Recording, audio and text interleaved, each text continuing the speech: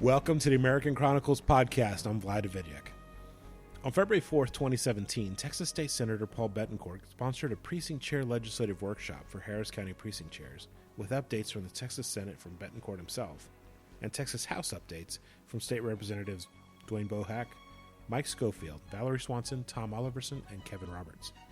Harris County Republican Chair Paul Simpson talked about the work underway at the county level, while Clyde Bryan, Robin Jim Lennon, and Joseph McReynolds reviewed grassroots efforts.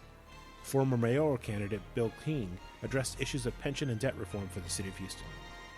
Coming up next in the American Chronicles.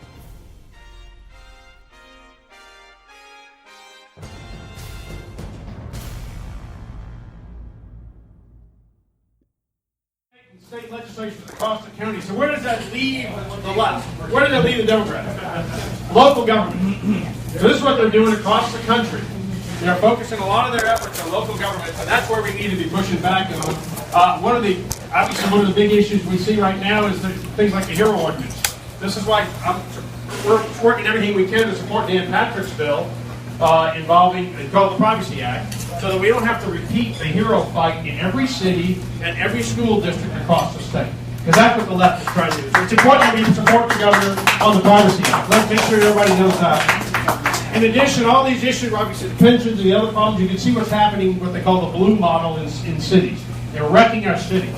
So our goal is to be able to engage in these issues locally in ways. These are technically some of these nonpartisan issues. So I know we've been working on resolutions on some of the things, but those resolutions, if we pass them, like at this coming Monday night's executive committee meeting, that gives us the ability to engage on these issues, raise money, go campaign, and help and push the conservative agenda.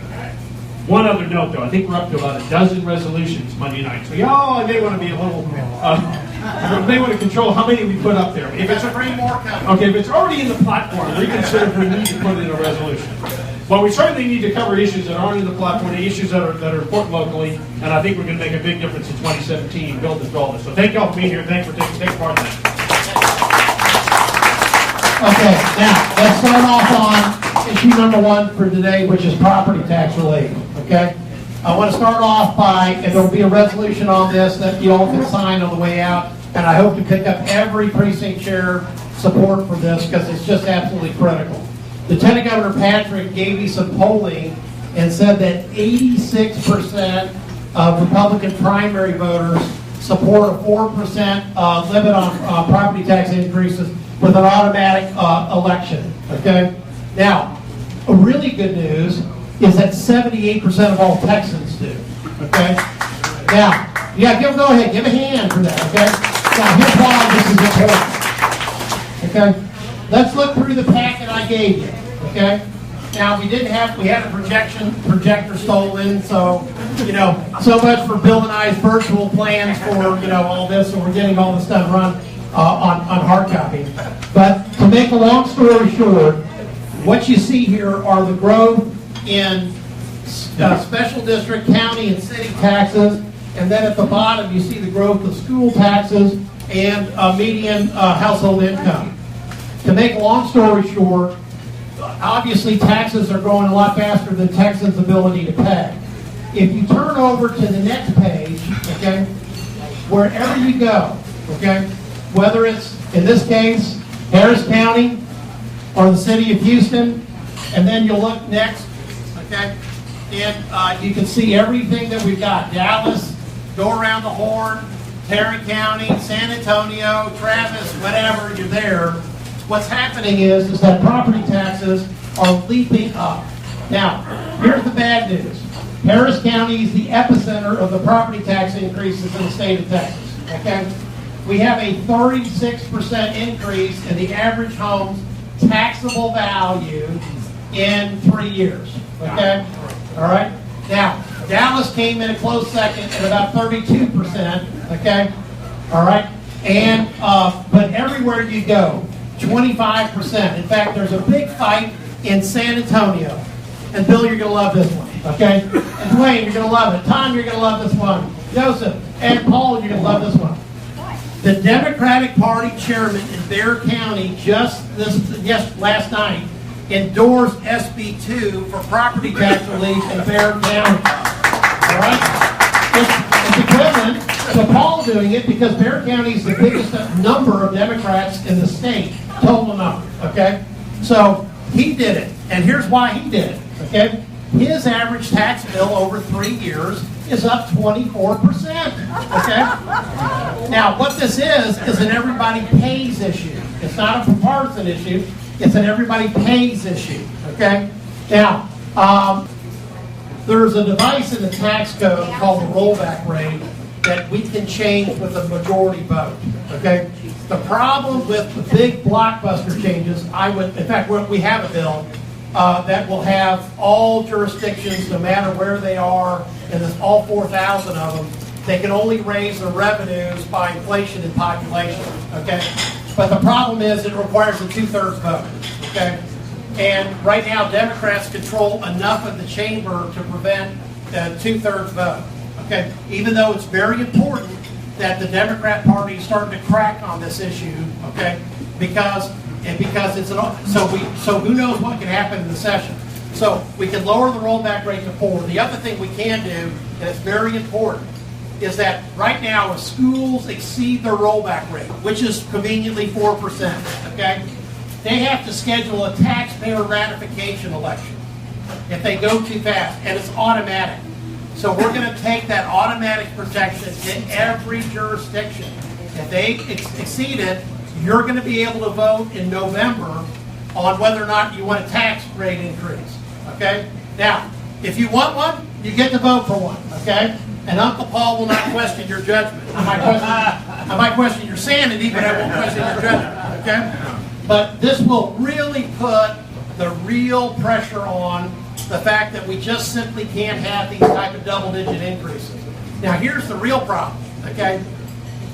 Right now, as bad as this are for homes, and by the way, look, the average Harris County home is up 36%, $263 in 3 years, and when you combine all the taxing units, that's nearly $1,000 more for every home from Acres Home to River Oaks, okay? This is a huge amount of tax increase, okay? But if you can stop this, okay, all right, and put it back into the hands of the voters, it will make an enormous change in how we look at this, okay, and how the taxing jurisdictions do. Now, the other thing, there's a lot of other code in this that talks about appraisals. Doc, I want you to stand. Where's Doc? Okay, Doc Green. Didn't know where he was, but here he is. Okay, now, we went all over the state, and we heard horror stories about how people were treated at their local appraisal districts, okay? We had one guy drive 6.5 hours one way in Lubbock because he watched a chief appraiser and an ARB chairman collude right in front of him on tape to deny him his ag exemption. And an ag exemption is life or death out on the high plains, okay? All right? Now, we thought we had heard it all until Doc Green walked into the committee, okay? All right? Because Doc, I'll get what happened. Let me describe it and you get to comment on it. Doc whipped out his cell phone, went up to the front counter and said, I'd like to ask some questions about my, it's not a Volvo, what is it? Honda van. A 17-year-old Honda van. The value's doubled, and I'd like to have some answers. A security guard slapped the phone out of his hand, and next thing Doc knew, he was face first into a glass wall with handcuffs on. I am not making this up. Okay?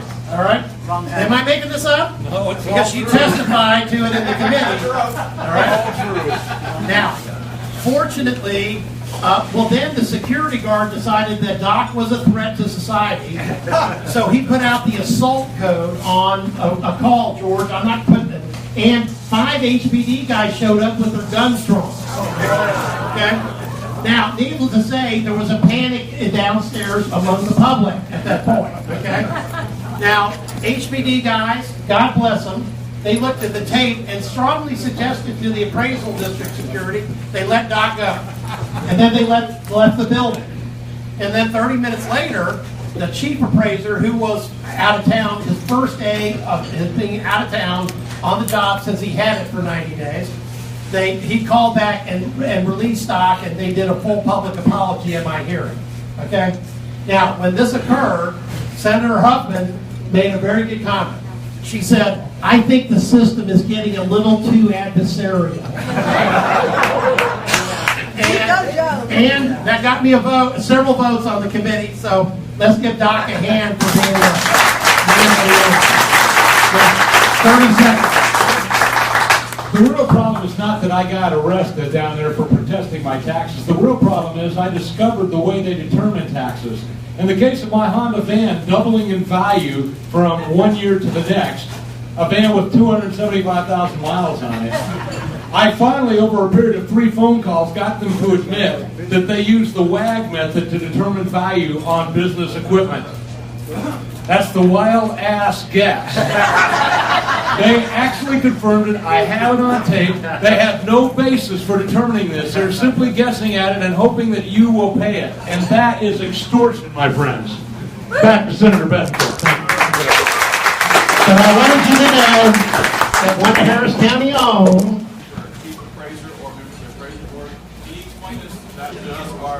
Right. Now, all right, now here's what we're doing. If you're going to serve on the appraisal board, we're no longer going to let people just be appointed. Everybody that's on the appraisal board will be an elected official. Okay? Period. Okay? At the top budget board, friend. Okay? So that people can be held accountable. All right? And if you're not an elected official, you cannot serve. That's what's in this. Because here's the bottom line to all the problems. I'll take one more question.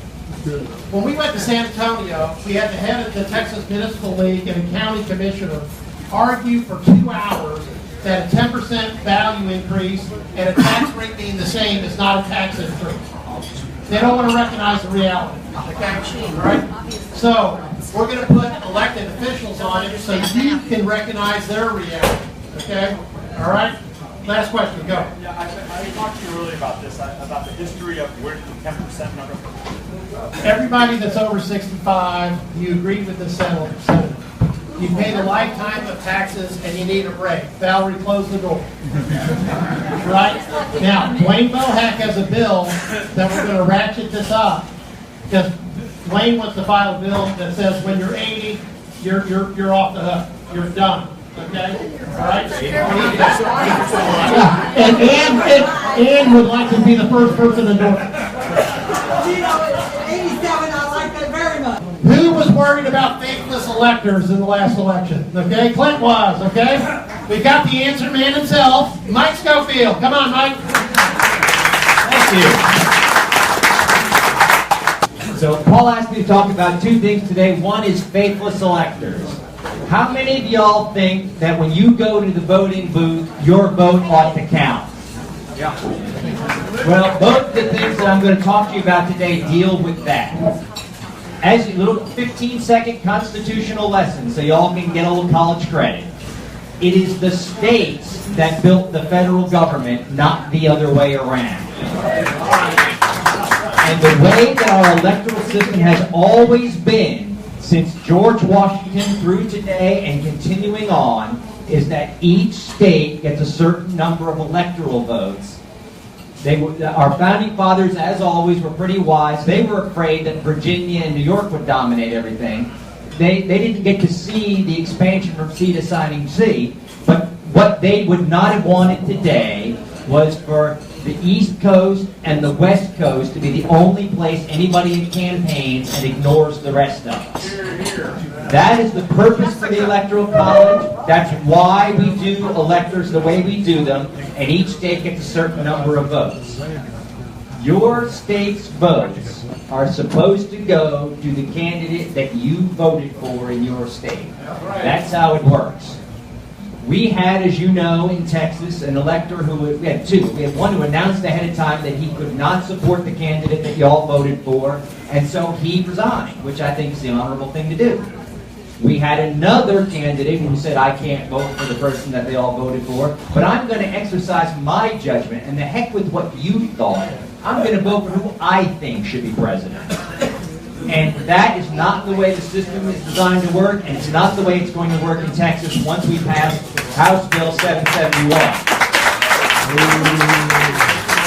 Now, whenever I get to the front mic, Democrats always go to the back mic and go, did this just come out of your brain? Is this just something that only you thought of that none of the other 27 million people or 335 million Americans thought of? No. There are 29 states already who say the person who won the election in our state should get our electoral votes. And we are going to join those states. Now, there are two ways that it's done under current law in the 29 states. Some of the states fine the faithless elector 5,000 votes and let their vote count. How many of you think George Soros would be happy to pay $5,000 for each electoral vote he can get? So, there is a bill filed by a friend of mine named John Rainey that would do that. My bill follows Colorado and several other states that say if you go up to the Capitol and you try to cast a vote for a candidate that we didn't vote for, you are disqualified and we will replace you with someone who will. Now again, before everybody goes, oh Schofield, you're just thinking of these weird things that could never possibly be done and it's from Mars or something. We replaced 4 electors this time, and everybody got home in time for dinner. So it didn't exactly wreck the system. We had the one elector who voted for Ron Paul. We had 3 other electors who went to the convention, got elected, and did not realize they weren't eligible to serve. For example, under our statute, you cannot be a federal employee and serve as an elector. And the reason for that is, we passed this a while back, and you may recall your great-grandfather telling you about how the Yankees came down here and imposed a lot of stuff, including their own governors back in the day. So we don't like the idea of federal employees serving as our electors and telling us who to vote for. So that's actually in our law, and 3 of our guys didn't know that and got appointed, or got elected at their convention. So we replaced them with votes on the floor of the House during the Electoral College, and the world did not end. We can do it. Yeah. Secondly, in Colorado, this last session, there was an elector who refused to vote for Hillary Clinton. Well, you can hardly blame his judgment. But the people of Colorado did vote for Hillary Clinton. And so they disqualified his vote, disqualified him from being an elector, and as you may have noticed, the electoral votes got counted, Donald Trump is president, and that system did not get thrown out. So we can do it, and with y'all's backing, and with y'all talking to your legislators, we will do it. We will pass a bill that says the electors of our state will vote for who you told them to. The second thing I wanted to get to, so I can get out of the way and you can get to all the freshmen that y'all want to meet, is voter ID. Now, a lot of you remember the dark days before voter ID when they would just send to you a postcard called a voter registration certificate, and it was just whatever color this year's card was, and it just had your name and address and what precinct you were from, and anybody who took that to the polling place to vote could vote, because no one would know the difference. And we've all heard the stories about, one of my favorites was I got to a polling place, and I was working for candidates, and I got there a few minutes after this lady had been there, and she reached into her pocket and pulled out a voter registration certificate, and they said, "Ma'am, we're sorry, but you've already voted." So she reached in and pulled out her stack and handed them another one. Because they'd given her a bunch of cards to go and vote with different people.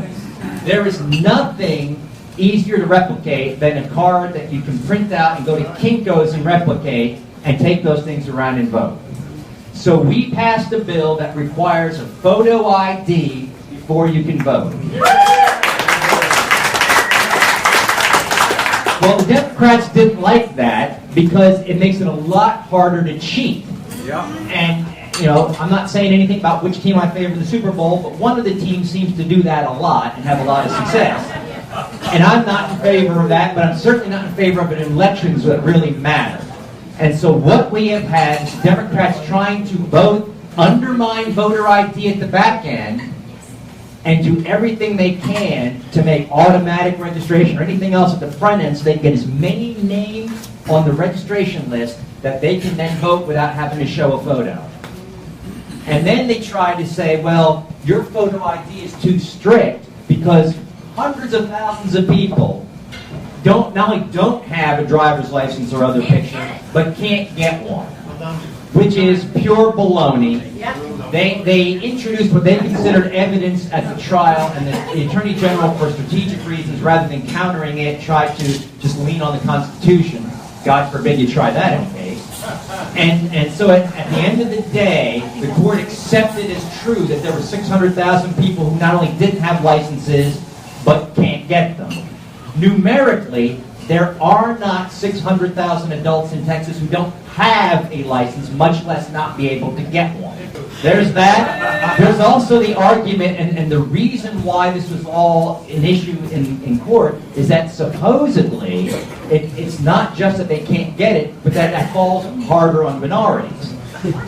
Minorities in Texas tend to live in the bigger cities, meaning they live closer to a place where you can get a DPS ID than does somebody out in far west Texas where it might be a 90-mile drive to the city, to the county seat. But anyway, be that as it may, they prevailed in a well-chosen district court in Corpus Christi, and Judge Ramos, who knew better than to try to throw out the whole voter ID, instead said, well, what we're going to do is, we're going to have voter ID. We're going to have voter ID. But anybody who wants to can get around it by claiming that they don't have one and can't get one. And you're not allowed to check. And so what he did was he created a reasonable impediment declaration. It's a form that they put on there, and it does not have enough identifying information that we can look up to see if you're lying. So somebody goes in there and says they're Michael Schofield and that they couldn't get a driver's license, and you can't then go look up me and see that I've got one because you don't know if it's this Mike Schofield or some other one. And so they are intentionally trying to create as much false evidence to bring back to the judge as they can. Now, why are they doing that? Because the case went up to the Fifth Circuit, and federal courts, unlike what we do, we think, okay, this case is going in, they're going to throw the whole thing out, or they're going to uphold the whole thing and make a sweeping judgment. They don't like to do that. They like to do the minimum, narrowest thing that they can do so they don't get accused of legislating from the bench. So what they did was, they didn't get to the constitutional argument about whether voter ID is constitutional at all. And by the way, the Supreme Court's already said that it is, so that's a losing argument. And because of Senator Betancourt and myself, they didn't get to the argument that this is somehow a poll tax, because in order to register to vote, you have to buy either a driver's license or a birth certificate. And they were going to try to claim that if you had to get a birth certificate to prove you were you in order to register to vote, that was a poll tax, and that we were making you pay to vote. So, thinking a couple of steps ahead, as we are prone to do, Senator Betancourt and I filed a bill last session that said if you are getting a birth certificate for the purpose of registering to vote, it's free. And all that did was take a phony argument out of their hands, because how many people do you think went to get the free birth certificate so they could take and register to vote? Zero. Because it was a phony argument all along, as is the Precinct Declaration. Good job, Mike. So, we are left with two things. The Supreme Court has refused to hear our argument or our appeal from the Fifth Circuit. So we are left now with a strategic decision of whether to try to craft a voter ID bill that comports with the Corpus Christi one, but doesn't allow people to cheat, or whether to stand on our current one. That's where we are, and we are going to fight for voter ID to make sure that your vote counts and doesn't get stolen by somebody else. What I want to do now is I want to bring up a grassroots panel, okay? Because I would like for y'all to hear from Joseph McReynolds. I see the Lennons are here. Okay, and Clyde, are you here? Okay. Now, I don't know about you, but these are our three biggest and best grassroots organizations in the county. True? Come on, give me a hand. Okay, so we get 5 minutes each. Let's go with Joseph first. Well, thank you, Senator, Uncle Paul, and thank you all for being here. One thing I wanted to bring to mind, we started a group a while back, Clyde and Jim and Thumpy and several others. It was a coalition group called Coalition for Public Responsibility, CPR. and we were focused specifically on what Chairman Simpson was talking about earlier, that there's a need to confront the Democrats at the local level. And a lot of these are bread and butter issues, but that substantially affect our pocketbooks. Pension reform being one of the big ones. You've got your resolution going around. I hope every precinct chair will sign on to, something we've all been working on for some time. But something that's very important, the most important job, we have wonderful representatives in Austin who are going up there fighting for us, but they can't do it alone. The job of every single person in this room to stay engaged throughout the legislature, and I know just about everyone here does, but to also encourage other precinct chairs, other activists. Tell 5 neighbors, say, hey, this is what we're doing. Maybe we all make a call to your state legislature, tell them this issue is important. It's very important that their support, because these guys get up there and they start taking, they're going to do the right thing, all these representatives in this room, but there's a lot of people up there in Austin who are putting a lot of pressure. There's a lot of lobbyists with wheelbarrows full of money. They're in one hand saying we're going to give you all this money. In the other hand, they say if you don't vote against pension reform, you don't have to worry about this guy. But if you don't vote against pension reform, we're going to have firemen and policemen at your polling place in Waxahachie or Tyler or wherever. When they ask me about pensions, I say the taxpayer have Exactly. money left in their pockets. Absolutely, you count the tax man, but these people across Texas, if they don't hear from the folks, they don't hear from you, they don't hear from your friends around the state. All they're hearing from is the other guys, the bad guys shooting at them. And so it's very important, and this is one of the things that we've been working on, is to really motivate and engage the grassroots to get behind these legislators and say, hey, we're here too, and we're going to be at the polling place just as much as the lobbyists and the union folks that they're going to bust into the polling places and say we are against the first responders and try to make our guys look like the bad guys. So we've got to back these guys up. They can't do what they do in Austin without every single person in this room and maybe 5 of your neighbors to back them up, to call and support these bills, because those phone calls will really get these guys moving. Not so much these guys, but the ones in the other districts that they need, whose votes they need.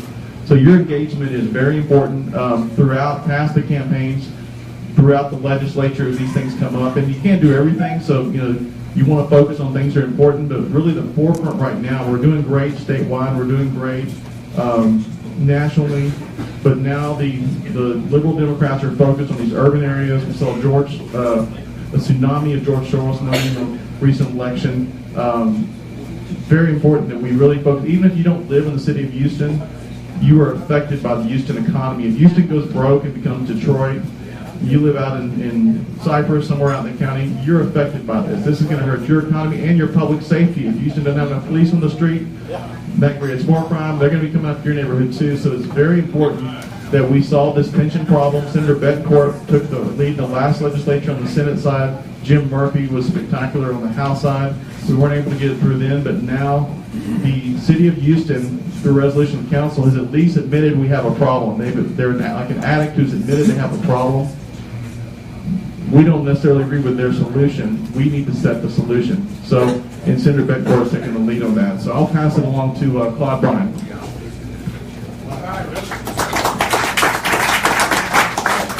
Thanks, Joseph. I wanted to start off by talking a little bit about the Coalition for Public Responsibility. We have 2 other members, and I don't think Charles Blaine made it, but Charles was thinking about coming today. He might have got tied up with Empire Texans.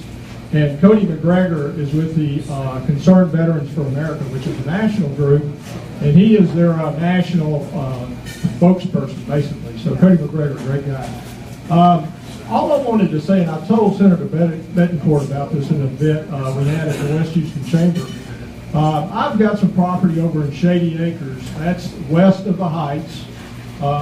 It's basically warehouses, metal buildings, okay?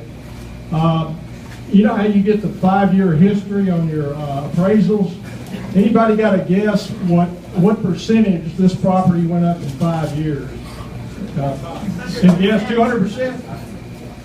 300? Keep going. Keep going. You got 200, you got 300, look for 4. 500, look for 6. 500, look for 6. 6, look for 7. 700, look for 8. No, 700%. Whoa! 700% in 5 years. Now, let me tell you, these are metal buildings. This is warehouse property. It's leased to plumbers and cabinet makers and small business. Now, what happens when you raise taxes on a landlord? He has to raise the rent, right? So guess what happens when you call the plumber or you call the cabinet maker? You're paying for it. See, ultimately, the consumer pays for all this, okay? But the other problem is the county does not care that it's rental property.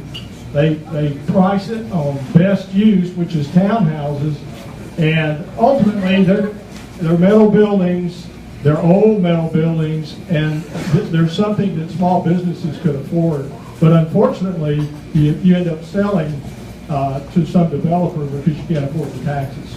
So Paul Betancourt is doing a great job for us, and we need to stand behind him on this because ultimately we're the ones that pay the increase. Thank you. I'm Robin Lennon of the Kingwood Tea Party. I wanted to ask, how many of you here are precinct chairs? Okay. Now, are you all from the mighty Senate District 7? No, we got others besides SB7 now. All right. We open it up to everybody. Thank you.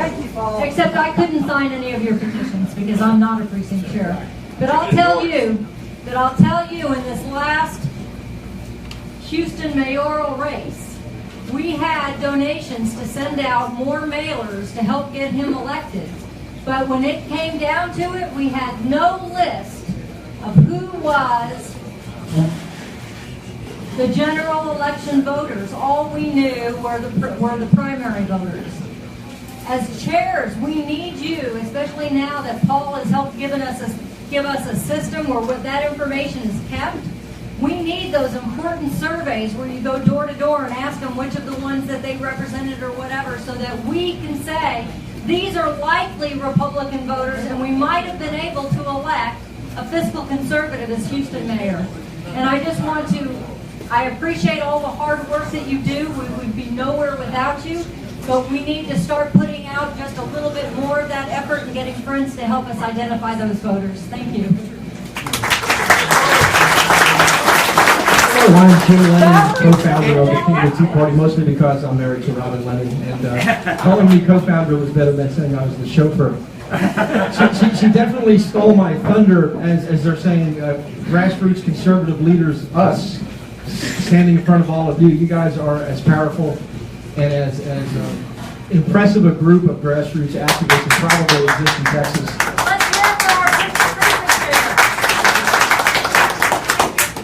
There are a lot of issues in a legislative session that you can get concerned with. Our biggest issue is Mayor Turner's $1 billion boondoggle of a pension plan. What a great idea to be $8 billion in debt, and to decide the answer is to borrow another $1 billion. We're going to fight that with every bit of strength we have, every bit of brains we have, every bit of money we have, and hope you will join us in that fight. Thank you. Okay. Now, right, the governor has a big bill with Senator Taylor. We're going to pass that out of the Senate. We don't need any help with that right now. It's Senate Bill 5. Thank you. Okay. And it's going to have tax credit scholarships and educational savings accounts. We face tremendous opposition in the House, okay? But there is a possible position that can get us to educational choice, a pilot program for about 20,000 students. It's called Tax Credit Scholarship, and the champion of that one is your good state rep, Dwayne Bohan. Dwayne. Thank you, Uncle Paul. Let me ask you a question. What are 30 states doing better than Texas? School choice! School choice. Can you believe 30 other states have school choice, whereas in Texas we do not have school choice? I find that amazing. Don't we need to correct that? Yeah. Paul Betancourt and I, Paul's carrying the companion legislation in the Senate. I have the bill in the House. What it would do is set up a tax credit scholarships. And corporations who have a tax liability, imagine you have a tax liability, you can donate to one nonprofit selected by the controller. This nonprofit will then award scholarships to children with both academic and financial need. How much will they get? They'll get $7,300. But not only will a student who wants to attend a private school get a scholarship, public school students who want to remain in public school will also get a scholarship. Does that make sense? So our tax credit bill uses $0 in appropriation, no government money. Is that amazing? It requires 0 in appropriated dollars. It's a tax credit that businesses can invest in the workforce of the future. We need your help. Write your state rep, write your state senator, your state house member especially. We need their support because we're going to pass it in the Senate. It's going to get hung up in the House of Representatives. Thank you. The bill number in the House of Representatives, House Bill 1184. 1184. Now there's a resolution going around about this right now. So once you sign that, it's on that end, and it's going to come through. So if you miss any of these resolutions, just sign them on the table on the way out. Okay, Tony. Why can't you do something that the tax dollar follows the kid? Why can't we do that? If they do it, the money follows the kid. Well, make the schools compete for the dollar and the kid. Tony, I agree with you 100%. That money should follow the student. If the student goes to public, private, homeschool, virtual school, no matter what they choose, the parent ought to be empowered to choose the school model that best fits the unique needs of that student. Thank you. Tony, here's a real smell of napalm in the morning. Okay, now, with some great reinforcements to the team, let's give a hand to the best 3 freshmen representatives in the state. Nathan Rogers, Tom Iverson, Barry Plumton. It is so nice to be home and see friendly and familiar faces. Things are going well. I think we've been in session 24 days, and a lot of great things are going on. A lot of good bills being filed. We're just ready to get committees and get rolling, like the folks over the Senate. We're so bored that we're actually sitting in Senate committee hearings and trying to testify. Yep. But no, what I love is how our delegation works together. Senator Bencourt is working with us in many occasions. He and I are carrying some companion bill together, and the trio here as well. So I expect some good things to be done. It's not going to be the easiest session from a budget perspective, but I just want to make one comment that I had the first agency rule bill before President Trump. I have filed a 1-for-1 rule bill. It's 1293 that says for every new rule that an agency writes, they have to rescind a rule. Okay? And it has a lot of support. So, for every one rule that a state agency writes, they must rescind a rule. So, we have some good co-authors, some good support. Actually, I have the Foundation for Fiscal Accountability flew in from Washington to meet with me on Thursday, and they're going to promote the bill. So, I think it has a lot of support and some accountability. I mean, it is amazing. It's worked empirically in British Columbia and Canada. If they can make it work, surely we can. So thank you guys. It is so good to know that you have our backs.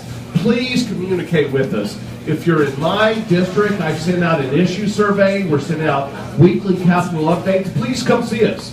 And it is nice to be home, and it's good to see you guys. Thank you for all you do.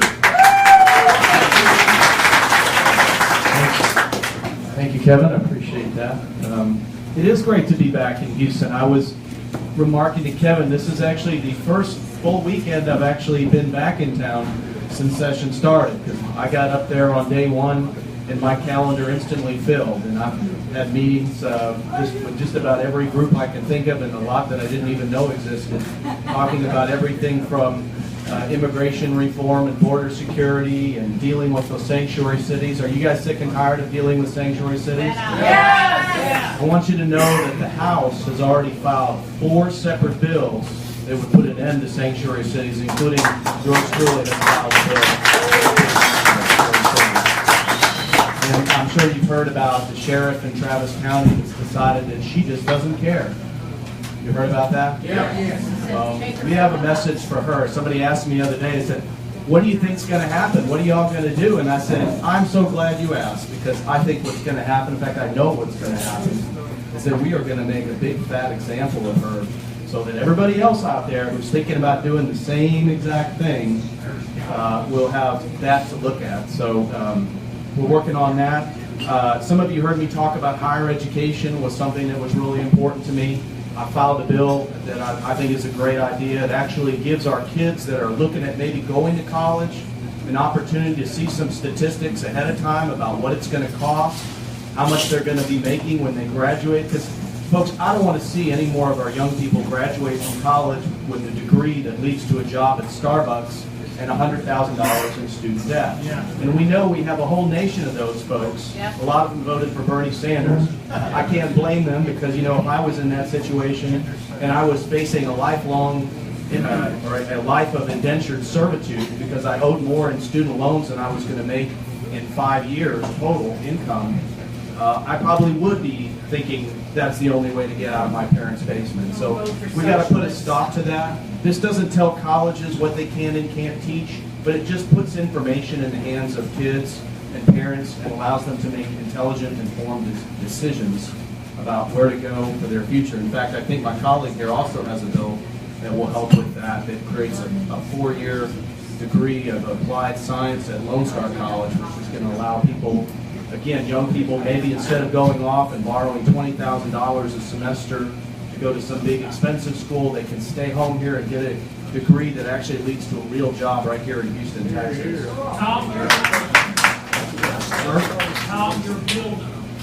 My bill number, the bill number for higher education is 387. And I have some requests from the audience. No, we got the hook. This is Dr. Tom Alderson, okay? All right? So many of you don't know him yet, but he's from Northwest, and his running buddy over here is Kevin Roberts, okay? All right, and they're new state reps, and they're obviously the guys, okay? Because I can introduce Valerie, but there were people in the back, they don't know who you guys are. Okay, yeah, Tony, quick. Fix the problem of this college problem. We have to, college put too many people having TAs and professors sitting writing papers. That's what's driving up the cost. Okay, Tony, quick answer, and then let Valerie do her speech, and then we'll take questions.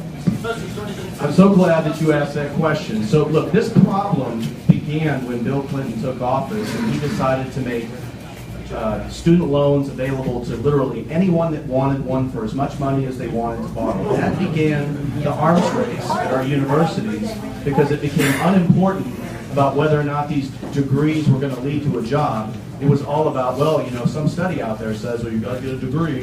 If you get a degree, then you can get more money in your lifetime. Well, we know that that's actually a misleading statement. Those are really not the facts. When you take out people that go on to get advanced degrees like lawyers, doctors, engineers, Fortune 500 company CEOs, there's very little difference between a 4-year college degree and somebody that goes to a vocational school and becomes their own business owner. So that's what I ultimately want to turn around. But the first step is to get the facts out in front of the people who are making those decisions.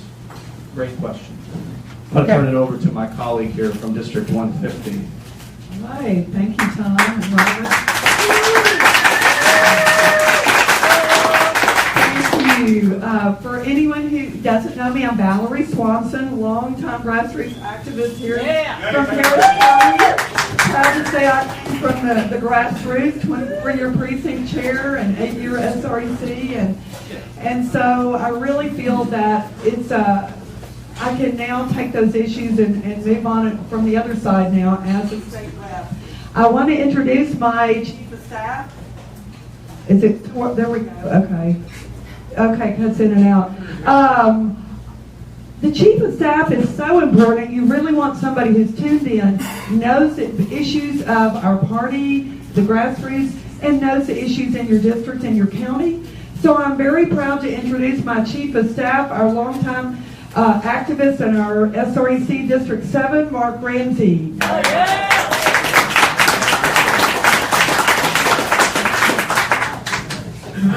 So please keep in touch of anything that you are interested in. We had an interesting thing. I know many of you are concerned about the low-income housing units that come into the various districts and protecting the rights of the state representatives to be able to add negative points and be able to kill those bills.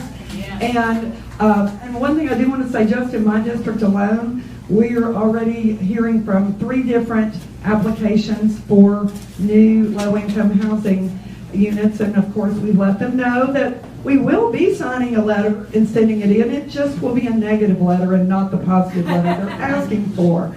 But we also were very disappointed before we even got there to find that great conservative legislator, State Rep Jeff Leach, had filed a bill to do the exact opposite of what we want. It would take away state representatives' rights to the negative points. And I immediately called him, and he just was totally unaware of how that would hurt us. So we're working with him on that. We have a meeting set up with Representative Leach for this next week, and I'm going to bring Mike Schofield in on that, and Mark Ramsey, and of course my fellow new state reps are also on board with all of us fighting against that change. We also know, or have been told by a lobbyist, that a similar bill will be filed by Charlie Guerin, so we'll be fighting against that too. But we're working on seeing whether we can perhaps influence those bills even before they hit committee.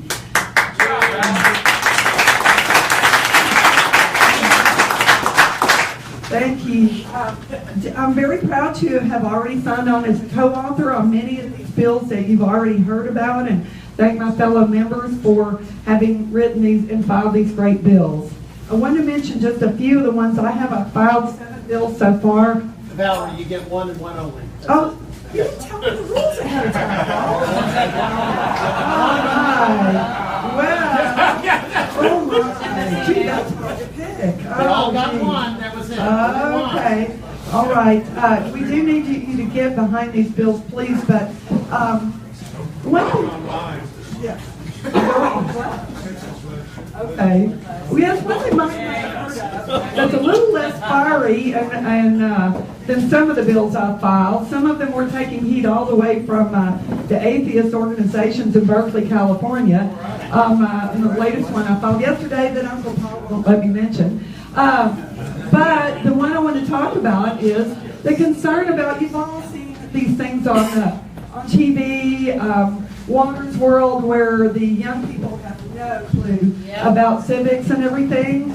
And so in a recent speech, Justice Don Willett on our Supreme Court here in Texas had talked about the low numbers of recent grads and even adults, older adults, who could pass the U.S. citizenship test.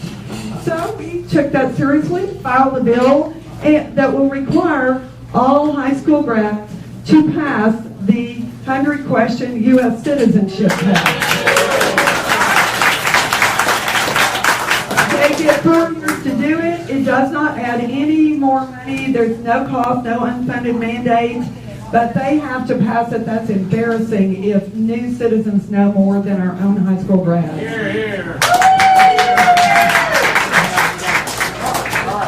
Okay, let's give a big hand to Valerie's Market. Okay, it's the new 3 amigos, I guess, all right? Okay, now, by popular demand, because there was a petition out already in your packet, and because Party Chair Simpson had some great additions to that petition, and I believe that petition is making its way around for signature, we wanted to bring in our pension expert and extraordinaire, should I say, League of Gentlemen himself, Bill King. Let's give him a big hand.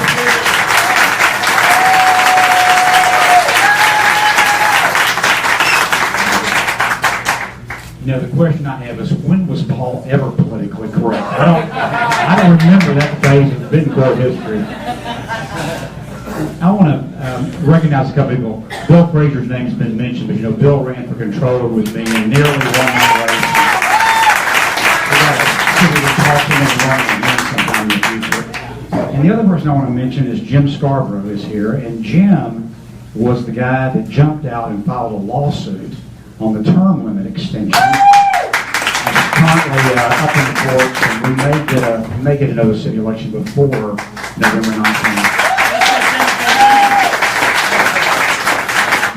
Say hi to the crowd. Hello, crowd. Hey, I hate to do this in front of you people, but we're going to make an avenue available for you to help with some funding on this lawsuit. It's incredibly important.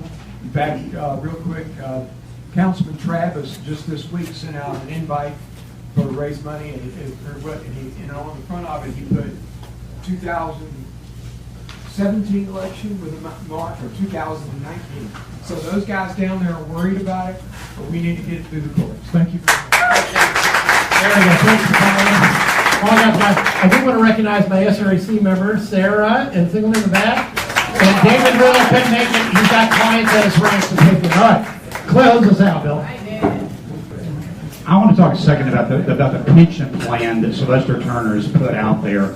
And I know that, look, all of y'all agree with what we're trying to do, but I want to sort of frame the argument for you a little bit so that you can talk to your friends and neighbors about it, because there's a lot of people that think this is really solving the problem, and it's really not solving the problem. And the fundamental issue here, folks, is whether we're going to have defined benefit or defined contribution plans going forward. Now, I know a lot of you know this, but let me just go through the basics of this so you can have this argument in your quiver. Defined contributions, the employer says, I'm going to put aside some money in an account for you on a periodic basis based on how much you make. So we're going to put in 5% or 10% or 15%, whatever the number is. But the employer absolutely knows what the cost is, and there's no debt associated with it because that's funded every month or every year, however they put the money in. In a defined benefit system, the employer says, in 30 years from now, when you retire, I'm going to pay you a certain percentage of your income at that time. Okay? Now, the problem is, if you're in that kind of pension system, how much does that cost me today? How much money do I need to be setting aside today to make those payments 30 years from now? Now, to know what that number is, I've got to know some things like, what are interest rates going to be over the next 30 years? I can't tell you what interest rates are going to be next month, much less 30 years from now. I've got to know how long people are going to be living 60 and 70 years from now. I've got to know what that person is going to be making in 30 years. I've got to know what the inflation rate is going to be over the next 30 years. Look, these are all fundamentally unknowable things, correct? Correct. So what we do is we kid ourselves. We hire actuaries, smart guys, and they go run a bunch of calculations based on assumptions that we give them about all that. But you know the OIT adage, garbage in, garbage out, right? Yeah. So, yeah, they can run the numbers based on the assumptions, but they're assumptions we really have no idea about. And in the public sector, there's an additional moral hazard, which is that elected officials and the groups that are running these plans want to convince you that they're more affordable than they really are.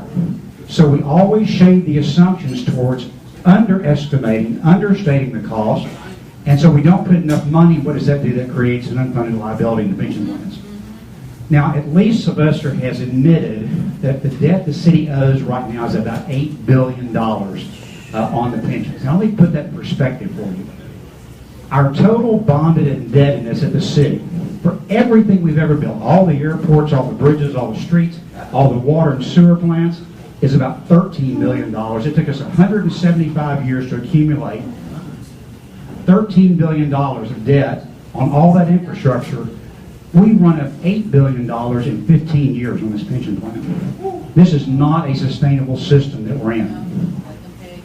And so let me talk for a second about what the plan is Sylvester has pointed out. The big problem, number one, he took defined contributions off the table at the beginning of the negotiations.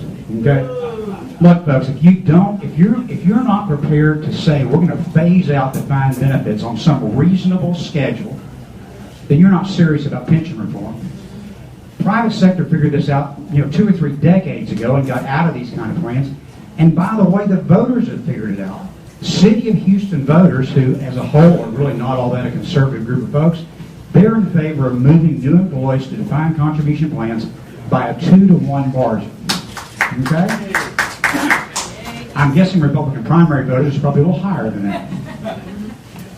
But under this plan, to keep these defined benefits around, we're going to have to put, just listen to this number, 37% payroll in these plans for the next 30 years.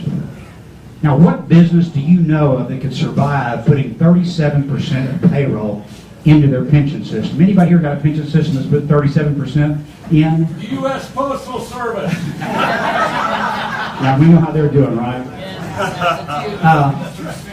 If you run these numbers out and you assume that we're going to have a 3% property tax increase over the next 30 years, this plan will take 50% of the property taxes that we pay to the city of Houston just to fund this plan.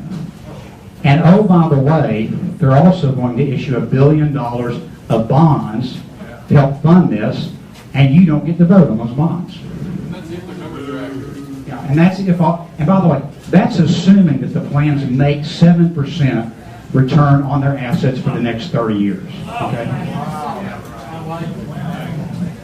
So if anybody tells you that whether they ought to be in favor of this plan or not, here's the questions you ought to ask them. I want some audience participation here. Do you think it's a good idea to leave our employees in defined benefit pension plans, commit to do that for another 30 years, adding tens of thousands of new employees to this broken system? Anybody in here opposed to that idea? Opposed, yeah, we're all opposed. Anybody in here opposed to issuing $1 billion of new bonds without you getting a chance to vote on it? Anybody in here opposed to us committing 37% of payroll for the next 30 years to our pension plans? Anybody in here opposed to committing 50% of our property taxes for the next 30 years? Oh, and by the way, the only way that you can pay for this in the long run is by repealing the property tax cap that the city of Houston has. Now, if Paul gets his bill through, this won't matter. But right now, in Houston, we have the protection Paul's trying to create statewide. You know, I used to go into the debates with Sylvester, and he would say, you know, we're the only city in the country, in the state, that has this kind of restriction on property tax growth. And I said, well, thank God. So are you opposed to repealing the property tax cap in November if Paul's bill doesn't become law? Yes! So if those 5 things you're opposed to, then you're opposed to this plan. We've got to get the grassroots behind this, because this is they're spending hundreds and hundreds of thousands of dollars on lobbyists. So here's what I need you to do. Sign the petition, or sign the resolution. We have an online petition at HoustonTaxpayersForPensionReform.com. Please go sign that. You can contribute money to the PAC if you want to. We're creating a list of grassroots activists that are opposed to the plan that we're going to publish. If you get your name to Jessica, she'll get that to me. We're also creating a list of financial professionals and executives that are opposed to the plan. So if you're a CPA, banker, or you know those folks that are willing to come out and publicly say they're against this plan, get that information to me or to Jessica, and we'll do it. And you know, with any luck at all, we're going to keep our city from becoming Detroit. And by the way, Paul has introduced 2 bills, 151 and 152. One says that the city of Houston voters get to vote to go to DC plans for new employees, and number 2, they get to vote on any pension bonds. So be sure and support it. Okay, looks like, Ellie, let's give Bill King a big hand for that. All right, well, how do you like today? It's been a nice 2-hour workshop. You all agree? Okay, well, Uncle Paul writes the check for you today, and if we get a shot at this, we might try to do it in the spring again, if y'all think it's been worthwhile. Okay, well, and I really appreciate it. We've had over 100 people attend today. Fantastic attendance, especially for Super Bowl weekend. Well, that brings us to the end of the show. Check out my website, VladDavidyak.com, and make sure to follow me on Twitter @VladDavidyak if you want to have a great life. Please give the show a great rating and review on iTunes. It really helps other people find us when they're searching for a good show. Until the next time, remember, eternal vigilance is the price of liberty, and freedom is never more than one generation away from extinction.